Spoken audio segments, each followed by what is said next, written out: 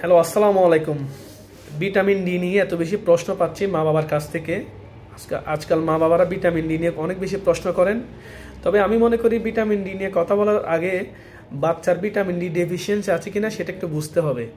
তবে আমরা ডাক্তাররা অনেক সময় বাচ্চাদের হিস্ট্রি নিয়ে এবং তাদের সরাসরি দেখে অনেক সময় বুঝতে পারি তার আসলে ডেফিসিয়েন্সি বা ভিটামিন ডি এর ঘাটতি আছে কিনা। সো আজকে এটা নিয়ে একটু আলোচনা করব, আপনারা আশা করি মনোযোগ দিয়ে শুনবেন। প্রথমত হচ্ছে বাচ্চাদের অর্থাৎ নবজাতক শিশুদের দুইটি পন্টানেল থাকে, মাথায় দুইটি জোড়া থাকে।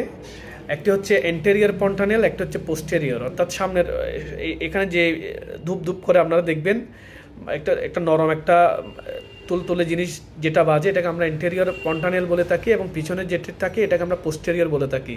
এখন পিছনের অংশের যে পন্টানেল থাকে এটা আসলে 4 থেকে 5 মাসের মধ্যে বন্ধ হয়ে যায়, ক্লোজ হয়ে যায়, এবং সামনের যেটি সেটি হচ্ছে 1 থেকে 2 বছরের মধ্যে এটা ক্লোজ হয়ে যায়, অর্থাৎ এটা বন্ধ হয়ে যায়।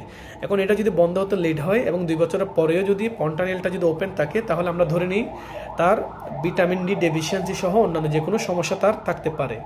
2 নাম্বার হচ্ছে বাচ্চাদের বোল এক্স থাকবে, অর্থাৎ বাচ্চাদের পাটা একটু ধনুকের মতো একটু বাঁকা থাকবে। সো এটা আসলে ডাক্তার দিয়ে চেক করিয়ে নিতে হয়। আপনার যদি সন্দেহ মনে হয় অবশ্যই ডাক্তার দিয়ে চেক করাবেন। বোল এক্স থাকলেও আমরা ভিটামিন ডি ডেফিসিয়েন্সি বা রিকেটস হতে পারে। সো 3 নাম্বার হচ্ছে বাচ্চাদের দাঁত উঠতে দেরি হবে, মাড়ি শক্ত হতে দেরি হবে, বা দাঁত উঠতে বাচ্চাদের দেরি হবে, একটু লেট হবে। অনেকে দেখবেন যে খুব তাড়াতাড়ি 1 বছর 12 মাস পার হওয়ার পরেও বাচ্চাদের দাঁত উঠছে না। তো তাদের আসলে হাইপোক্যালসিয়ামিয়া বা ভিটামিন ডি ডেফিসিয়েন্সি থাকতে পারে।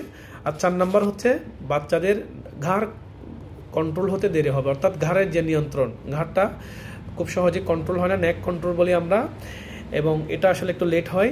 সো এটা অর্থাৎ ডেভেলপমেন্টাল একটু ডিলে হয়। তা দেখবেন আবার এসব বাচ্চা যাদের ডেফিসিয়েন্সি থাকে তারা বসতে দেরি করে, হাঁটতে দেরি করে, দাঁড়াতে দেরি করে, সব কিছু একটু ডিলেড ডেভেলপমেন্ট হয়। সো এগুলো যদি সব মিলাই থাকে তাহলে আমরা ধরে নিই তার একটু আসলে ভিটামিন ডি ডেফিসিয়েন্সি থাকে। তবে আরেকটা গুরুত্বপূর্ণ হচ্ছে উপসর্গ হচ্ছে বাচ্চাদের মাথা অনেক বেশি ঘামে। তাদের সারা শরীর নর্মাল থাকলেও দেখা যায় তাদের মাথাটা খুব বেশি পরিমাণে তাদের মাথা দিয়ে ঘাম আসে।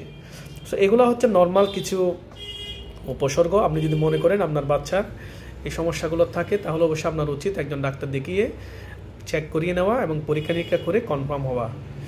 সবাইকে ধন্যবাদ।